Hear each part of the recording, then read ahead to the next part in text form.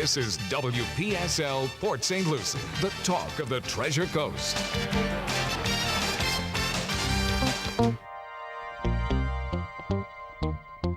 Views expressed on the following program are not necessarily those of WPSL. However, we do encourage you to like and share this show on Facebook and other social media, because it's time for the African American Scene, presented each week at this time by Howard Insurance in Port St. Lucie and hosted by Rudy Howard.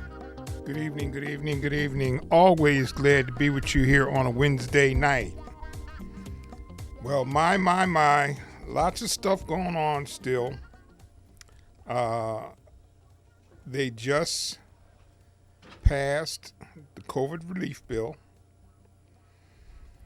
And I know some of you might be having a burning desire to talk about that, so I will give you license to give me a call and talk about the COVID relief bill. What you like or don't like about it, I'm prepared to talk to you about it. We had, I don't know if you heard the other day, the Supreme Court turned down another case from Donald Trump. So hopefully it's done. And they're in the process of convening a grand jury in Georgia, potentially to pursue charges against our former president, which I'm sure some of you will feel is an issue. And then finally, everybody is like freaking out about some of the things that are happening in terms of silencing critics or people that you may feel are overly sensitive to criticism. But here's what I'm going to say to you about that. If I'm your brother and I tell you something bothers me, even if you don't understand why it bothers me and you can't get your arms around that, why would you do it anyway if you know it bothers me? Just to say that you didn't conform to the request that I made to not do it? Does that make any sense? If I tell you something bothers me and I'm your brother, I don't understand why you would continue to do that. I've had people tell me stuff sometimes that bothered them, and I could not understand why that bothered them. But I tried not to do that ever again because I knew it bothered them, and they told me that. So I don't know what the big deal is. You know, if somebody tells you something bothers them, it's a respect thing. You say, well, I don't think I should have to be careful about saying that because that shouldn't bother them. But you're trying to tell me what should and should not bother me, and that doesn't make a lot of sense. So, you mean they want to dictate to you what should bother you? That shouldn't bother you. You used to be more worried about X or such and such. Exactly.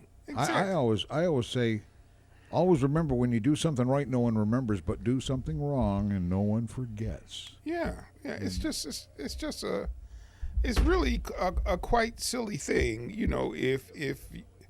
If you say something that is offensive to me, then don't say it anymore. If I tell you it offends me, don't do it anymore. Because the only thing that's going to do is going to create some real hostility between me and you. If you're going to say something that I already told you bothers me and you're going to say it anyway. And so you can put that on a broad scale. Same thing. Yes, and we have a caller on line 1. Steve, yes. How you doing, Rudy? Hey, how you doing? Good. Let me take you up to speaker there. Are you there? You Yeah, can't I'm here. you can't whisper into the phone. I turn you up and we get howled in our ears. So you got to speak right into your phone for us. Okay. Okay, I'm sorry. I turned it. Okay, go ahead. Is that better? Yeah. Okay. Here's what bothers me. That everybody has nothing to do except be bothered by nitpicky little things that mean nothing. Right. You remember when we had the big hullabaloo about blackface? Yes. No one ever mentioned Eddie Cantor. And he was the originator of blackface. Yeah. So, these people, they just want to, they lost, they just want to gripe. They don't want to get active. I know I go to these meetings. There's nobody there. But they'll call up and gripe to you, but they will not take action themselves. Except the lunatic friends that we saw on January 6th. But those weren't Americans. Those were seditionists. But Yes. the point Yes. is, America's got to knock this off. I'm getting some shirts printed up that all they say is, I am American, period. That's it. We're one people, America.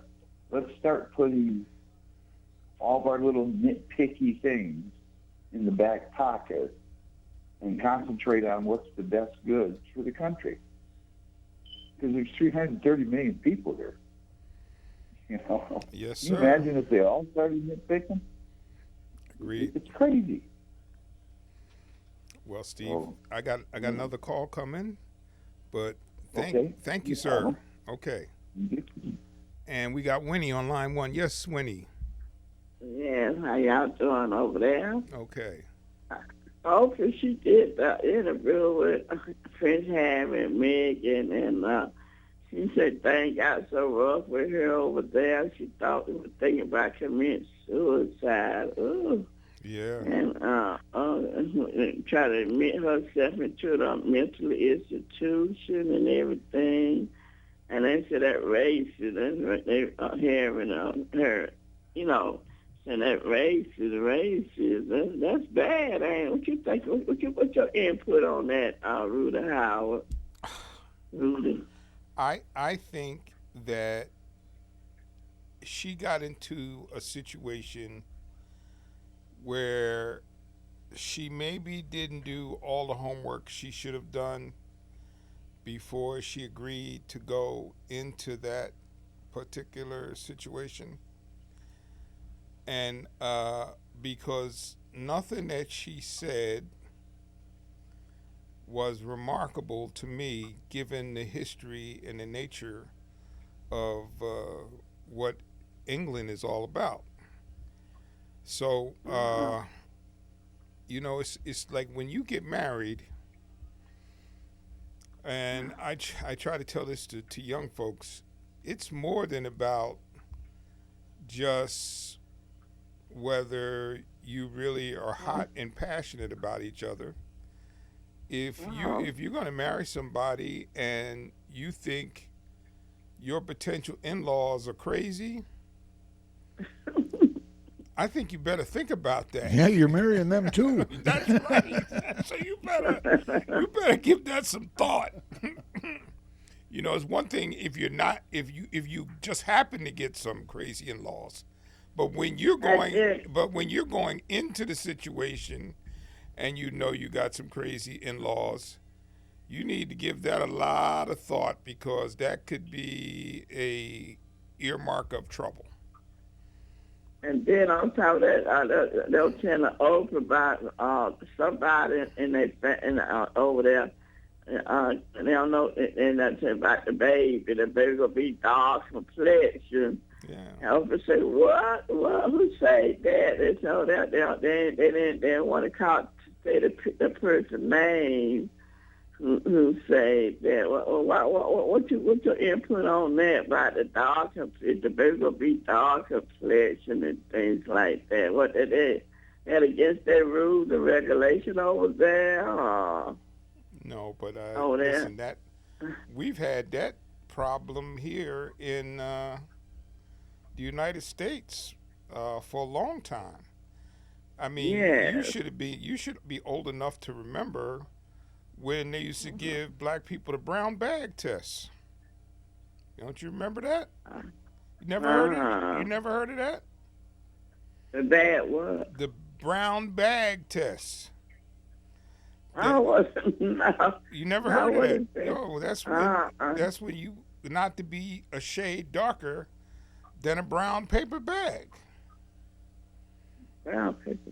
Yeah. What? Yeah. Oh yeah. Oh, my. Yes. Yes. That's old.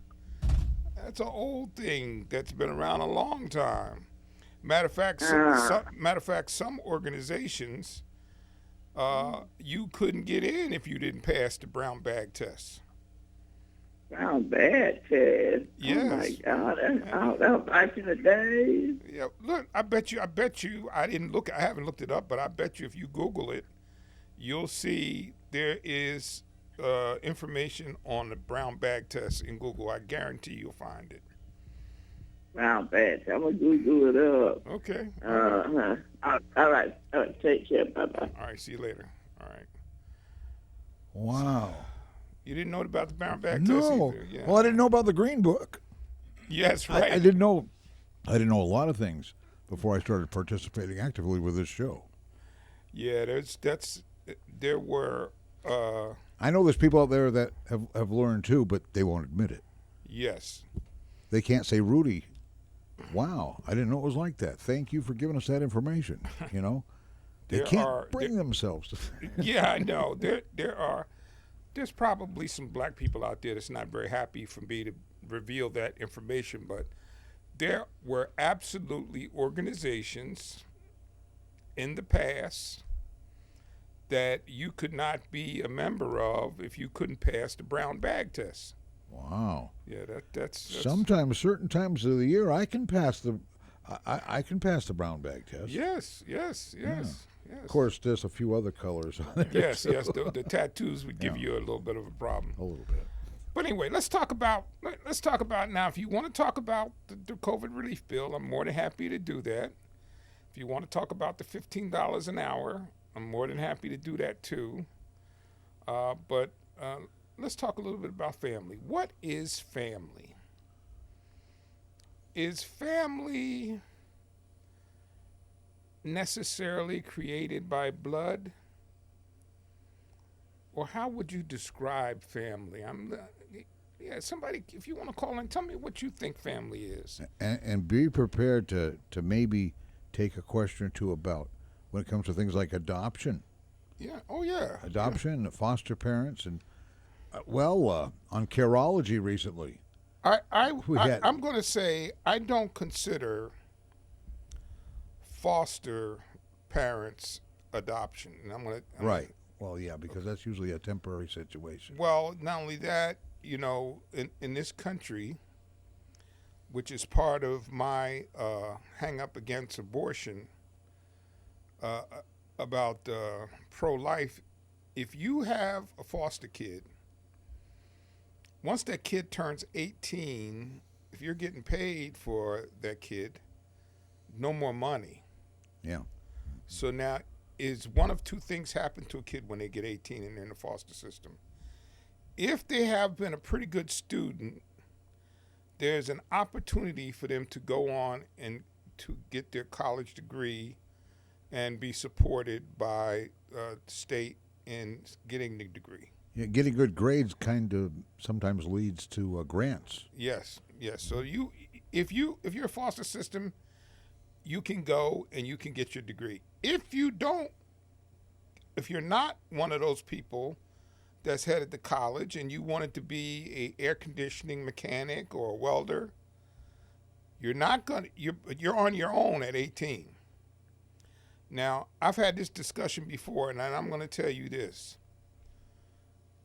I can say for certain at 18, I was not ready to fend for myself. I did not have the life skills. I didn't have the survival skills. But at 18, if your foster family decides they are not going to keep you anymore because they're no longer getting paid for you, you're out. You're on your own. And I looked at something the other day where they were showing, I think it was in California, they had a program for foster kids who were homeless. They were 18, 19, they've been turned out of the foster home, and now they're homeless. Now here's where I get upset. You wanted those babies born, okay? Now these babies are 18, 19, no home and homeless, and you could care less about what happens to them. And is at no fault of their own. Right. Absolutely not. So now what? Why are they not important to you anymore? You saw that they got here. Now after they're here, they're out of the foster care system. They're on their own at 18 years old, which is ridiculous and stupid because very, very few kids, there are going to probably be some that are okay, but I can speak for my own self, and I'm a pretty smart guy, and I pretty much was on my own at 20, but I had a mother and a father, but I chose to be on my own pretty much at 20, 21 years old. At 18, I was not ready to be on my own. And I will bet you 90% of the people listening to this show right now would say the same thing, that they were not ready to be on their own at 18 years old. But you demanded that they come here. And now that they're here, they're 18 and you don't want to help them. They're trying to get what you would call entitlements.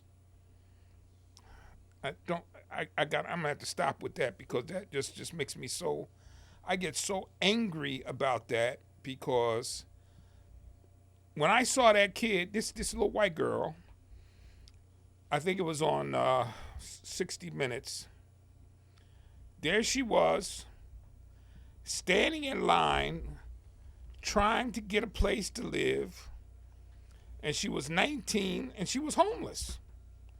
Because she was in the foster care system. That's sick.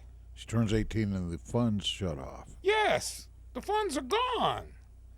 Now, I bet you Roxy could tell us all about that. She had a guest recently, I think it was last week, where they were talking about adoption and foster care and stuff like that. It was a pretty interesting show. Yeah. But, you know, no help. No help. And any time, for some reason, and I don't completely understand it, conservatives all my life have told me the importance of family. But when it comes to trying to help people who need help, they not interested. They think the government should not be involved in that process. And that's just stupid. And I don't care. It's not polite to say that somebody believes something is stupid, but I'm going to say that's stupid because especially when you're talking about an 18, 19-year-old who was in a foster care system because they couldn't stay in the house for where they were born because their mother was a drug addict or whatever the case may be, or the father got locked up and they had no father. Whatever that case may be, that kid now is out into the world on their own. That's a very tough situation, but and you don't want to help.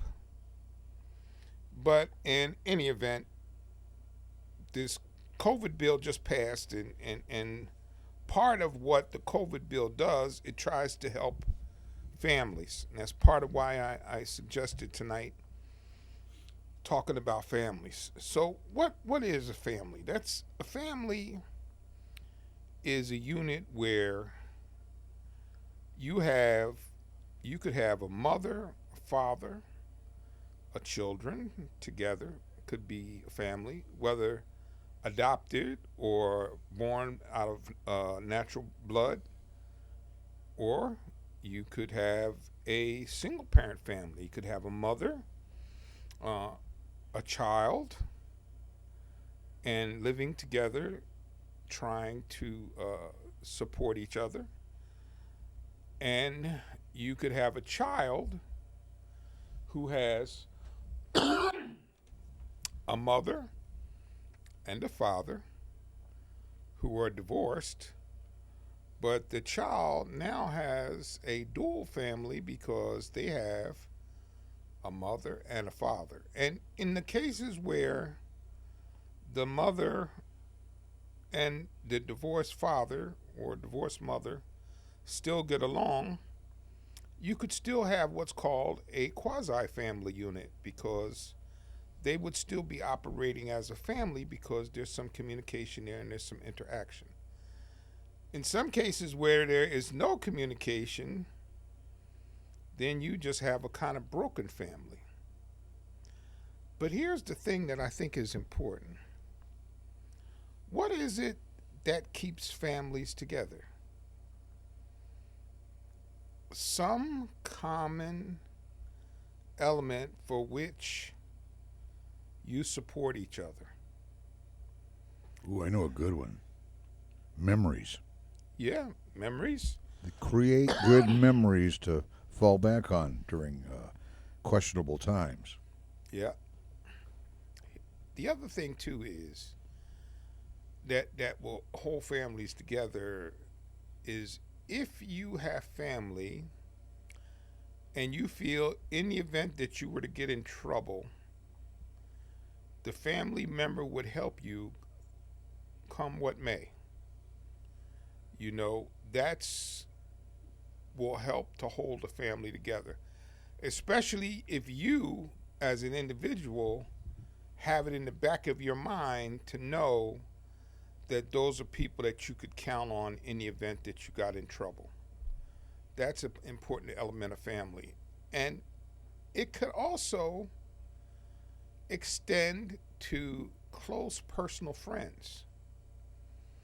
You can have a close personal friend be like family. I have a friend I've known since I was 16 years old who lives here in the area, and he's like my real brother. There's nothing that he could need, if I could give it to him, that I wouldn't give to him because, like I said, he is my brother. He knows all the members of my family, everybody, all my aunts, uncles, sister, everybody. He's been in my family that long like that. So you could have a friend like I do that's part of your family. And that would be family. But here's the thing. And families are hard to hold together too. Because you could have, because look at what's happened with Megan. Ooh. Yeah. Her family is broken. Why is it broken? Because the common bond that was holding them together was torn asunder. And so now it's a fractured family. Actually vandalized. Yes. Yes. Can it be fixed? Maybe. Maybe. But remember, there has to be a common element of unity there. And your family members, you may not like them all the time because they might get on your last nerve. They might not like me all the time. Oh, absolutely. Absolutely. It goes both ways, yeah. Absolutely. That's absolutely right. I'm sure I got family members that think I am a raw pain in the behind at times. My mother used to say, you know what I hate about raising children, is because those cute little babies, they grow up to be kids. Yeah. But kids are kids, and you got to live with it. That's the way it is. Yeah, and listen, one of the hardest things for all individuals to do, and I've said this over and over and over again, is to be able to look in the mirror and to be able to make an honest statement about what they see in the mirror when they look in there. Not many people can do that.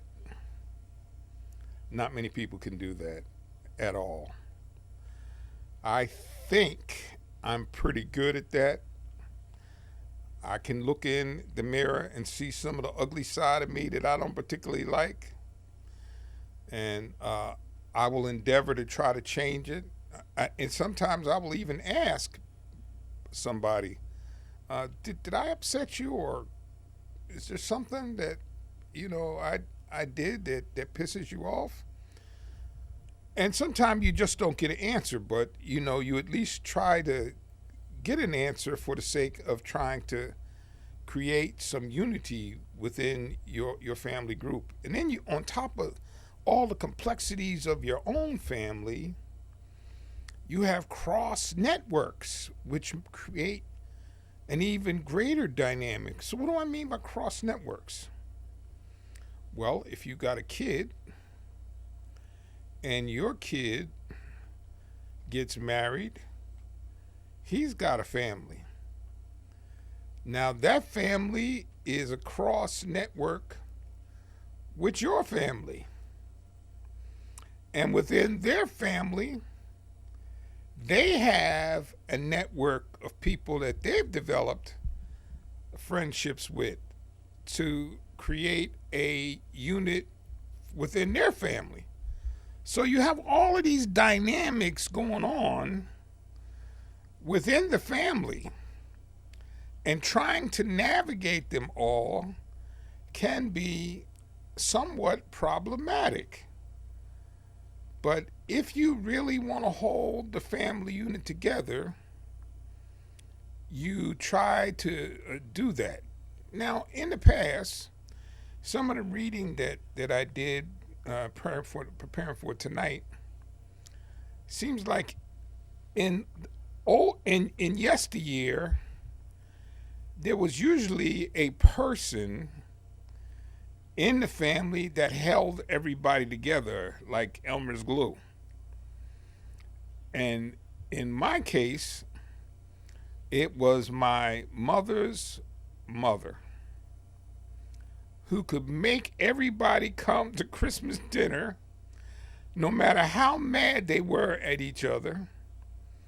She would get on that phone and tell you, we're having Christmas dinner at the house, and I expect you to be there. And everybody would be there. And we really haven't had that since, God bless her, since she left this earth. And in reading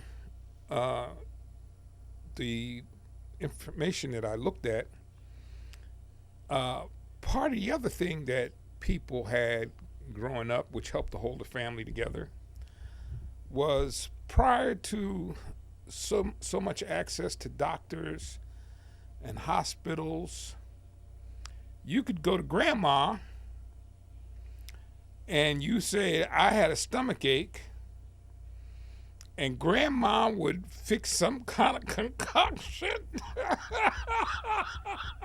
Here, have a couple prunes. That'll cure everything. She would find out. I don't know. I'm telling you, I bet you everybody, they're laughing now because they can say, yeah, I remember when my grandmother would put together something in a cup and tell you to drink it. And by God, you don't know whether it worked or not, but you sure seemed like you felt better. I after listen to those grandmas that say things like that because they know what they're talking about. Yes, They sure do. exactly. But I think the point that was being made in the research that I did, it was those kinds of things that helped to hold the family together, because people in the family would go to grandma and for grandmas, and then every family member seemed like they used the word Charlie or Uncle Charlie that had great wisdom. And if you weren't sure about the answer for what to do, you would speak to Uncle Charlie. Well, hell, now you got Google. So you can Uncle Google. So yeah, you can go to Uncle Google and find out anything in about 10 minutes. So Less, yeah. Oh, yeah. yeah, so so today's challenges are pretty significant. And the other thing that I think is problematic is I can think about as a little kid, I didn't have a tablet or laptop. And Cliff, I don't know if you remember this, but I had those little green army men. Oh, yeah. and the little soldiers, and you could set up a whole military regime, Yes. you know. And you'd set your soldiers down there and line them all up, and then you'd blow them up, Yeah, yeah. and then you'd have to pick them all up and then line them back up again. So You'd think people would be doing that on YouTube now. right, exactly. This is what we used to do. Exactly. And we used to do that, and I mean to tell you that, and that was hours of entertainment because after you lined them all up in formation, and then you blew them up, Yeah. then you had to pick them all back up and line them back up again. To So, rescue the wounded, you know. yeah, exactly, yeah. Wow. Or so, it's some of the things that we did, and those are things you did in the house. Yeah. And those all helped to contribute to your home and to your family in terms of spending time and effort in doing something like that. And we got Jay on line 1. Yes, sir. Okay, good evening. How you doing, Rudy? Good. Yeah, I'm just changing the subject just a little bit, but I think it's very important for all the people that can hear us. Mm-hmm. I called Rubio's office, and I called Scott, but you don't talk to them. You talk, you're talking to one of his, secretaries or whoever answers the phone. But I left a message with them, and I said, how could you be representing us? And I told them where I lived in Port St. Lucie, and I said, you don't want us to have relief. You don't want people that lost their jobs and people that don't have, got kids and going through all of these changes and can't pay their bills, electric bills, and some of them are going to be evicted. Luckily, that they got this law where it ends next week, and so this COVID bill is going to help save people from being in the street homeless. Some of them, but there's already some already out there. And I said, where's your heart? You talk about your family coming from Cuba and all of that. Yeah, you had a house waiting for you when you got here, because that's the way it was back in those days. But I said, you have no compassion for the people that you're supposed to represent. But I think between him and Mask, he's another one. He's a veteran. He's always, he's always talking about how he's helped veterans. Well, there's a lot of veterans that's out there in the street now. I agree. What is he doing? So we got to remember this, and the people that representing, the Biden's people, they have to constantly keep preaching this all the way until 2022. They can't sit back and not say anything about what they're doing now, the things that how they had to do it on their own. They didn't have one Republican in the House or the Senate that went along with this, and they have people in all of their districts that are in need.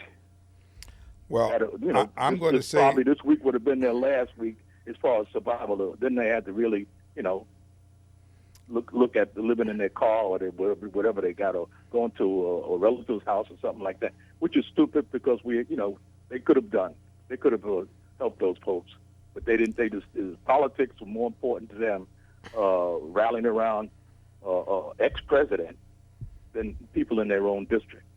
That should be the message. Well, I'm going to tell you that I posted earlier that one of the mistakes that I think Obama made, and I'm not ashamed to say I was a big Obama fan.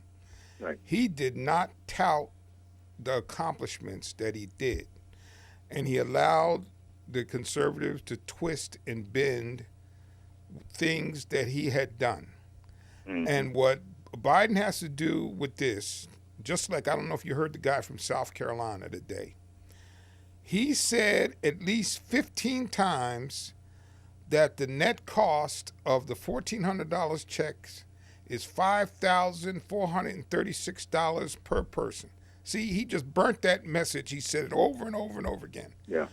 What Biden's people and the members of Congress and the Senate have to say over and over and over again how important this piece of legislation is for saving people's lives, taking people out of food lines, getting people from being thrown out of their apartment, because that's what this bill is. It is a lifeline. I agree with you completely.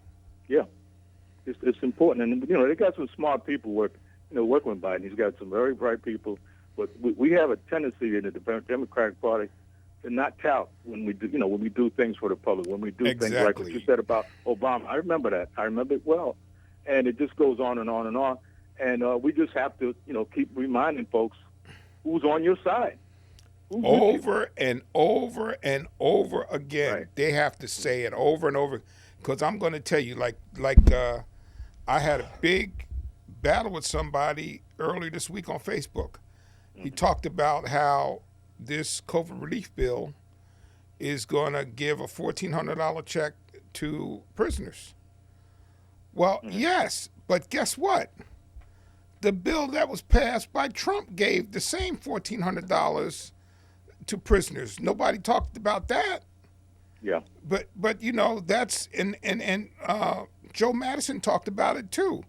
That now they're going to say that is a problematic situation when the same situation existed when they approved the Trump plan. Now, the Biden did try to make some effort to extract them from receiving the money, but it was ruled in their favor. So, listen, I think you just hit on a key important point, and I hope they're all listening. We got to say this over and over and over again.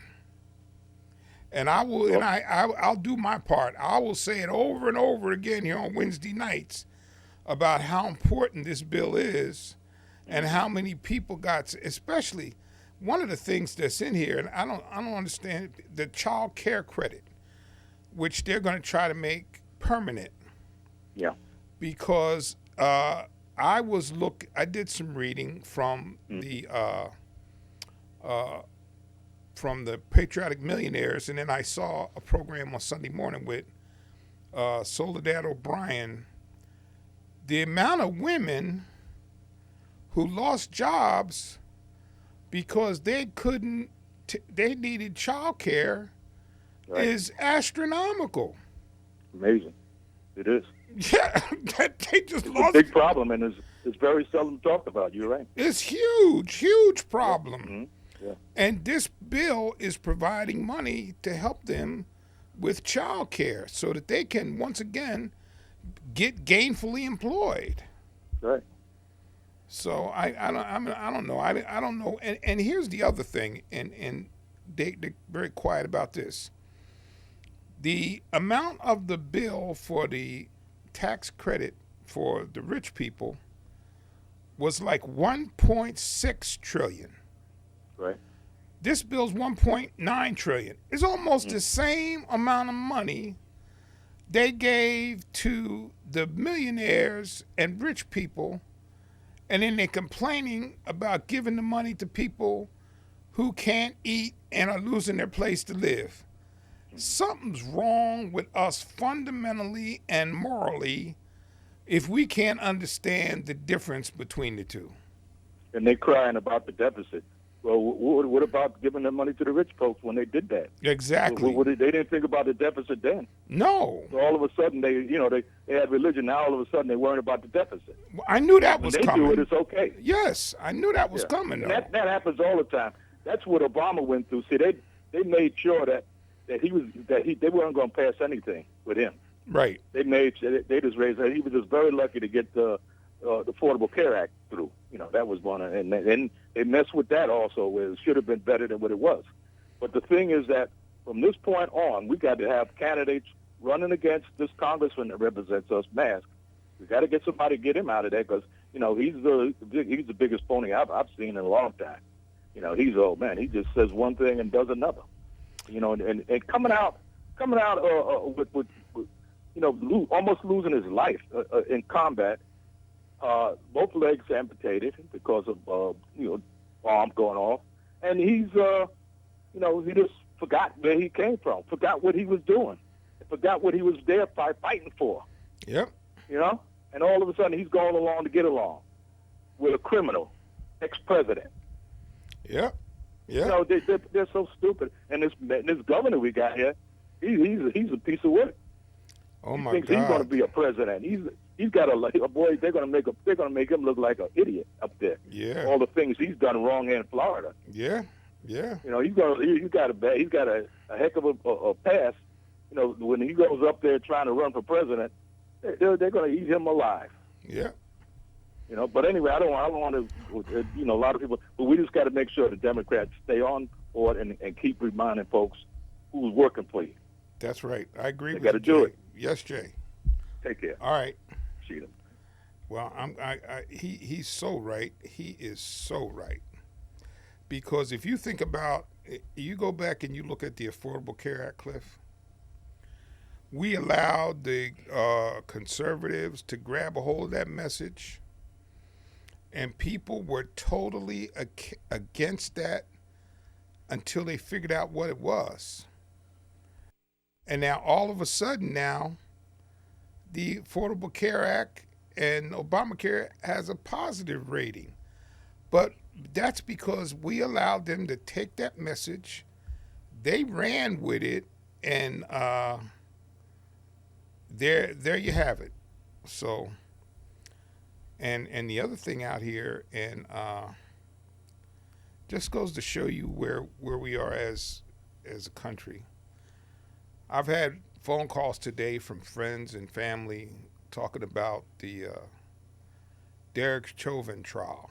You know who that is. That's the guy with the knee on the neck that killed George Floyd. George Floyd, yeah. Mm-hmm. And they're selecting the jury, and I guess they've got a couple jurors picked out already, but they got to find the right ones that can be unbiased. And believe it or not, they are feeling he's not going to get convicted. Now, I pray to God that doesn't happen, because there will not be a good outcome if he doesn't get convicted when everybody on the planet Earth saw him with his knee on his neck and a smirk on his face and a hand in his pocket for 8 minutes and 46 seconds. They're going to try to make all kinds of reasons why he died, other than the fact that he was killed by the knee on the neck. They're going to come up with everything. They're going to throw everything in the kitchen sink at it. But if that man walks on this George Floyd thing, I'm going to put bars on my door and go buy a shotgun, because things are not going to be good. Things are not going to be good if that happens. Well, the problem with it is it keeps on happening in one form or another. It seems to be a prevalent, continuous error that just keeps on happening. Well, but here's the thing, and he's probably listening now. I've had a ongoing debate with a guy who I used to hold in high regard and had a deep respect for, who finally slipped and told me a truth that I had long suspected. And that truth was, he really didn't care much about racism, because he saw racism as a tool to try to grab power. I suspected that. I wasn't sure about that. And since he said that, I know he said it in the midst of being angry and knows he shouldn't have said it. And with me, I will never engage him in another discussion about race because he's lost all credibility with me because he's a phony. But that's another story. Well, truth has its way of coming through eventually. It does. You can only hide it for so long, and at some point, when you have that weak point hit you, and when you have nothing else to do to fight back in an argument, well, then it comes out. It slipped right out. And clear. It slipped out. I know he didn't mean to say it. I had often thought it, but I was giving him the benefit of the doubt. But he finally said it. He said it clear as a bell. And I haven't heard from him since he said it because he knows that he said that and he shouldn't have said it. But it's too late now. And it destroyed our relationship. I could tell you that for sure because that was just a piece of crap that he would say that. But I will say this. Because he's a highly intelligent person. He ain't the only person out there that feels like that. He's not the only person that feels like that. That I am sure of. And he just gave me a look, a window. Like, you know, I often say on here, I try to give you a window into some of the feelings and emotions of African Americans in our society today. He gave me a look into some of the emotions of some of my white brothers and sisters out there today. The biggest issue, though, is there has been a pretty sizable movement of my white brothers and sisters who have understood this is a problem that needs to be dealt with. That's the thing, and some of my white brothers and sisters get it, because I've got good friends in organizations who I talk to all the time. They totally get it. They know, because see, here's the thing. Now I probably have said this before, but just indulge me. I don't want nothing from you. I don't want your money. I don't want your house. I don't want your car. I've got those things. I've got money in the bank. All I want is for America to live up to its promise. That's it. That's all I want for me. That's what I want for my son.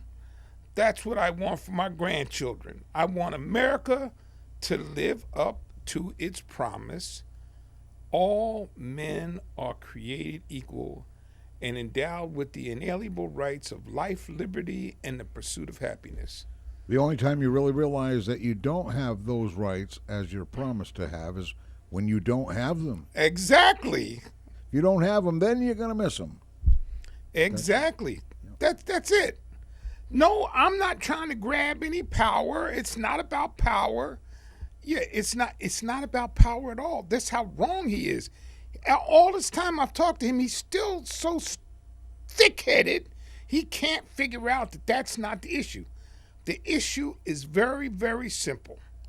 All I want is for the people to live up to what the Constitution says I'm entitled to.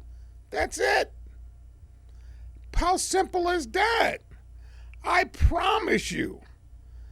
I'm not the spokesman for all black people, but I promise you, if we were all able to live up to the way I just told you it is stated in the Constitution, we would have little or no problem at all.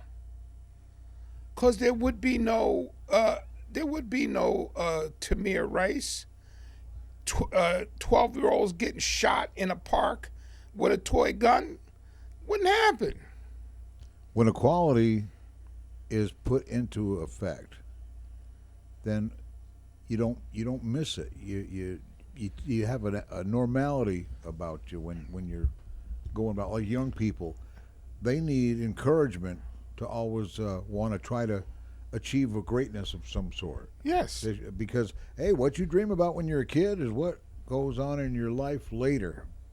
Yes, that's all. It's a really simple thing. So set high expectations of yourself. Yes, and what this COVID bill did today, although some conservatives hate it with a passion because they feel it's a government handout, what the COVID bill did today was to try to put people on a path where they can elevate themselves up as in the past.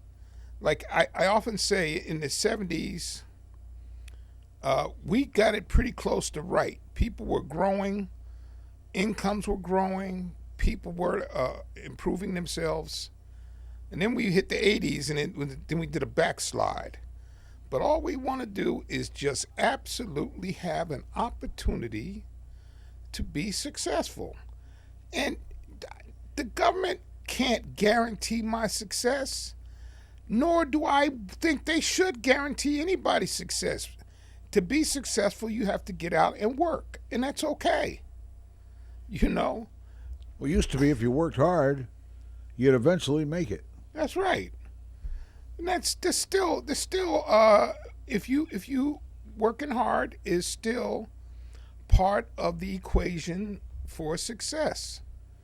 If you're willing to work hard, if you're willing to put some extra time in, if you're willing to go and take an extra class to improve your knowledge, those are all the things that you can do to help make yourself successful. And those things are things that we all can do. But in any event, I'll get off my soapbox. I'm going to... But it's a soapbox that needs to be stood upon and spoke from. Thank you. It needs to be heard. Yes, thank you. Because to me, it's just so simple. And people think that we want to take things from them. And I don't want to take anything from you. I want you to have your money. Have your money. Make lots of it. I want to make lots of money myself. So why do I want to take yours away? I don't want nobody taking mine. Wow. So, in any event, as we close out this week, we now know that the COVID bill has passed and relief is coming to some mothers and children, and hopefully we're going to raise up some lives. And we just have to hurry up and wait. Yes. And I'd like to thank you for listening to the African American Scene. God bless and be safe. And I will see you next Wednesday right here for the African American Scene. Now, we warned you that Rudy Howard does not preach to the choir around here. The African American Scene archives can be watched on YouTube. Calls and all, we let it all hang out, by golly. And you're invited every Wednesday evening in the 6 o'clock hour to join Rudy. Sponsored by Howard Insurance of Port St. Lucie. This, by the way, just so happens to be WPSL, Port St. Lucie, the talk of the Treasure Coast, webcaster to the world. It's 7 o'clock right now.